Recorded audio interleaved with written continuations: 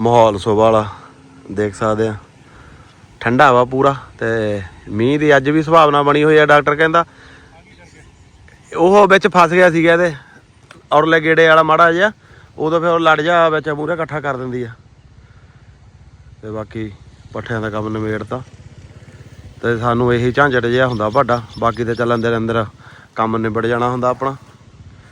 ये बाहर आना पैंदा घरों इस काम दे, है डॉक्टर? बाकी तो फिर मैं क्या लिबड़ी हुई वर्दी च काम चली चुली जाता रहिंदा। हाँ तो काम इत्थों स्टार्ट करना हुंदा आपां, ये वर्दी तो ही। तो पट्ठे फिर करदे आं लोड ते चलदे आं फिर।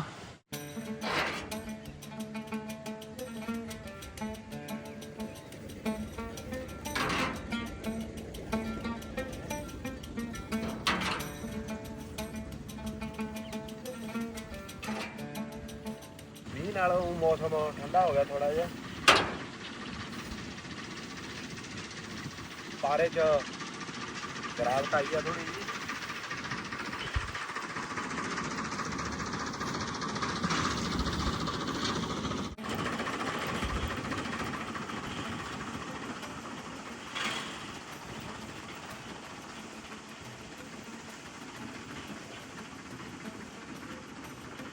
ਆਹ ਟਰੈਕਟਰਾਂ ਦੇ ਵੀ ਚੜਾਈ ਹੁੰਦੀ ਸੀ ਉਦੋਂ ਜਦੋਂ ਆਏ ਸੀ। ਮੈਂ ਕਿਹਾ ਫੋੜ ਹੁੰਦੀ ਜਦੋਂ 3710 ਆਇਆ ਨਾ ਇਹ ਗੋਲ ਸ਼ੋ ਵਾਲਾ, ਤੇ ਬਸ ਫਿਰ ਬਹਿ ਜਾ ਹੋ ਗਈ। ਤੇ ਚਾਚੇ ਨੇ ਸਾਂਭ ਕੇ ਰੱਖਿਆ ਹੋਇਆ ਐਂਟੀਕ ਪੀਸ ਆਏ। ਤੇ ਬਾਕੀ ਪਿਛਲੇ ਸਾਲ ਰੰਗ ਕਰਾਉਣ ਨੂੰ ਕਹਿੰਦਾ ਸੀ, ਮੈਂ ਕਿਹਾ ਵੀ ਰਹਿਣ ਦੇ ਇਹਨੂੰ ਓਰੀਜਨਲ ਹੀ ਇੱਦਾਂ ਹੀ ਵੀ ਸਹੀ ਹੈ ਇਹਦਾ ਰੰਗ ਰੂਪ ਹਜੇ, ਕਿਉਂਕਿ ਸਾਂਭਿਆ ਹੋਇਆ ਟਰੈਕਟਰ ਉਹਦਾ ਤੇ ਕੰਮ ਦਿੰਦਾ ਪੂਰਾ। ਤੇ ਉਧਰ ਵੀ 2 ਗੇੜੇ ਲਾ ਜਾਂਦੇ ਸੀ ਮਸ਼ੀਨ ਦੇ, ਤੇ ਨੇੜੇ ਨੇੜੇ ਮਸ਼ੀਨ ਦਾ ਸੌਖ ਹੈ ਇਹਦਾ, ਕੰਮ ਖਿੱਚ ਦਿੰਦੀ ਹੈ, ਵਿਹਲੇ ਕਰ ਦਿੰਦੀ ਹੈ ਬੰਦੇ ਸਾਜਰੇ।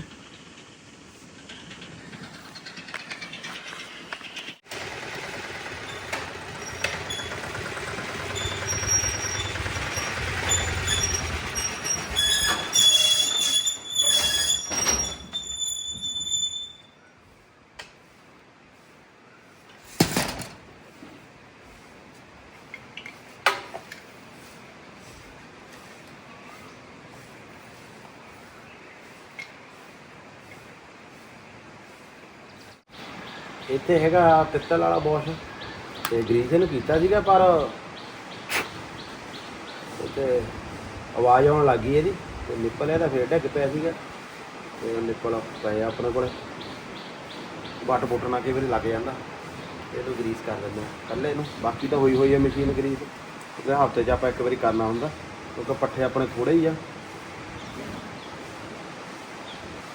ਇਹ ਪਿੱਤਲ ਦਾ ਬੋਸ਼ ਆ, ਤੇ ਇਹਨੂੰ ਗਰੀਸ ਦੇਣਾ ਪੈਂਦਾ ਛੇਤੀ, ਤੇ ਇਹ ਟੁੱਟ ਵੀ ਜਾਂਦਾ ਕਈ ਵਾਰੀ ਇੱਥੋਂ ਜੇ ਕਿਤੇ ਵੱਟ ਬੁੱਟ 'ਚ ਲੱਗ ਜੇ, ਪਰ ਬਹੁਤ ਉਸਾਰਦੀ ਹੈ ਜਾਣੀ ਆਪਣੇ ਤਾਂ ਲੱਗਦੀ ਰਹਿੰਦੀ ਹੈ ਵੱਟ ਬੁੱਟ 'ਚ, ਪਰ ਕਈ ਵਾਰੀ ਇਹ ਲੈ ਜਾਂਦਾ ਇੱਥੋਂ।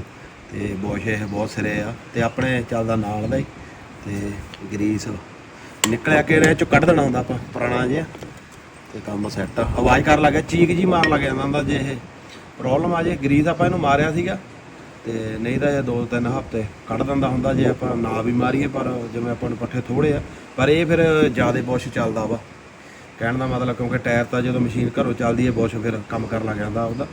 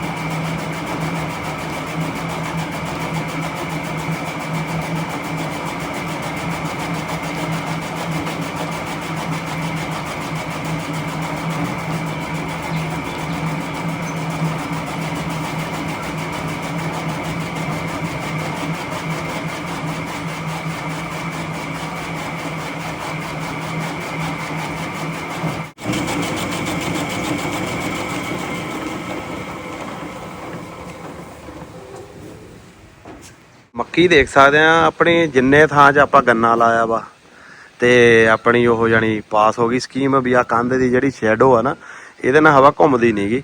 ਤੇ ਨਾਲ ਦਾ ਕਿਆਰਾ ਬਿਲਕੁਲ ਦੇਖ ਸਕਦੇ ਆ ਇਕੱਠੀ ਬਿਜਾਈ, ਇਕੱਠਾ ਪਾਣੀ ਲਾਇਆ ਤੇ ਇੱਕ ਕਿਆਰਾ ਬਿਲਕੁਲ ਵੱਟ ਆ ਇੱਥੇ, ਵੱਟ ਤੋਂ ਇੱਧਰ ਇੱਧਰ ਮਿਣ ਕੇ ਪੂਰਾ ਕਿਆਰਾ ਡਿੱਗ ਪਿਆ। ਪਹਿਲਾਂ ਅੱਧਾ ਸੀਗਾ, ਜਦੋਂ ਦੁਬਾਰਾ ਮੀਂਹ ਆਇਆ, ਕਿਉਂਕਿ 2-3 ਵਾਰੀ ਮੀਂਹ ਆਇਆ ਹਟ ਕੇ, ਨਾਲ ਹਨੇਰੀ ਆਈ ਤੇ ਉਦੋਂ ਬਾਅਦ ਪੂਰਾ ਹੀ ਕਿਆਰਾ ਵਿਛ ਗਿਆ। ਤੇ ਦੇਖ ਸਕਦੇ ਆ ਤੇ ਵੱਢਣਾ ਵੀ ਇਧਰੋਂ ਪੈਣਾ ਹੁਣ ਇਹ ਆਪਾਂ ਨੂੰ, ਆਹ ਖੂੰਜੇ ਤੋਂ ਸ਼ੁਰੂ ਹੋਣਾ ਤੇ ਆਹ ਕਿਆਰਾ ਬਿਲਕੁਲ ਖੜਾ ਵਾ ਦੇਖ ਸਕਦੇ ਆ। ਤੇ ਕਮਾਦ ਜਿਹੜਾ ਆਪਾਂ ਲਾਇਆ ਤਾਂ ਕਰਕੇ ਇੱਧਰ ਲਾਇਆ ਵਾ, ਜਿਵੇਂ ਉਧਰ ਵੀ ਹਵਾ ਨਾਲ ਡਿੱਗ ਪੈਂਦਾ, ਹਵਾ ਘੁੰਮਦੀ ਹੈ ਜਦੋਂ।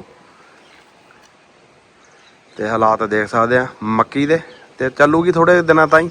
ਤੇ ਉਹ ਉੱਥੋਂ ਆਪਾਂ ਇੱਕ ਦਿਨ ਵੱਢੇ ਸੀਗੇ ਤੇ ਮੈਂ ਕਿਹਾ ਥੋੜੇ ਜਿਹੇ ਹੋਰ ਵੱਢ ਜਾਣਗੇ, ਹਲਕੇ ਆ ਪੱਠੇ ਥੋੜੇ ਜਿਹੇ, ਤੇ ਫਿਰ ਆਪਣੇ ਲੰਮਾ ਟਾਈਮ ਚੱਲਣਗੇ। ਤੇ ਗੈਪ ਆ ਜਿਹੜਾ ਵਿਚਾਲੇ ਵਾਲਾ ਫਿਰ ਇਹ ਕੱਢਣਗੇ।